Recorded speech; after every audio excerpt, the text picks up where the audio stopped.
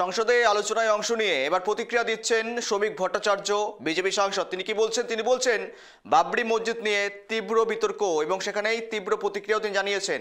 একেবারেই আক্রমণ শানিয়েছেন শ্রমিক ভট্টাচার্য। পাশাপাশি ঘুষপেটিয়া বা অনুপ্রবেশ নিয়েও সুর চড়িয়েছেন শ্রমিক ভট্টাচার্য। কি বলেছেন শোনাই।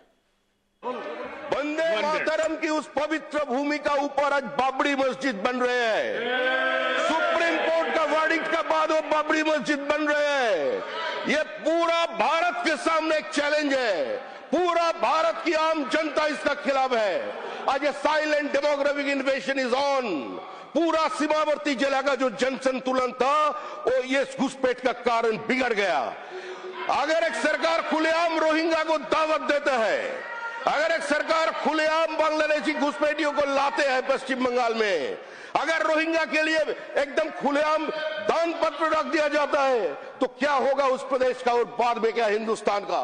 पश्चिम बंगाल को पैसेज बना के बिहार और झारखंड, सीमांचल और वनांचल का डेमोग्राफी बदल दिया इन लोगों ने। आज एक जगह में बैठ गया। चलो दिलदार चलो, दिल चांद की पार चलो। कितना दिन चलेगा ये राजनीति। आज वंदे मातरम को तोड़ा कांग्रेस। দেখুন, মাননীয় স্বরাষ্ট্রমন্ত্রীর জবাব, সেই জবাব তো শুধু জবাব ছিল না, আজকে গোলাগুলি ছিল। ওই গোলাগুলি হজম করতে পারছিল না, তাই পালিয়ে গেল ওখান থেকে।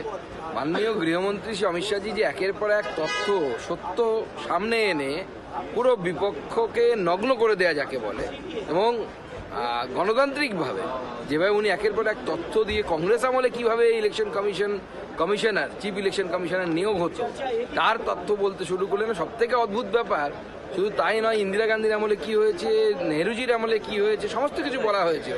কংগ্রেস কিন্তু বা টিএমসিকে ওয়াক আউট করেনি। কিন্তু যেই মুহূর্তে মাননীয় গৃহমন্ত্রী কার কথা বললেন, ঘুষপেটিয়া অর্থাৎ অনুপ্রবেশকারী মুসলিম অনুপ্রবেশকারীদের কথা বললেন, সঙ্গে সঙ্গে কিন্তু টিএমসি থেকে শুরু করে সব পালাতে শুরু করে।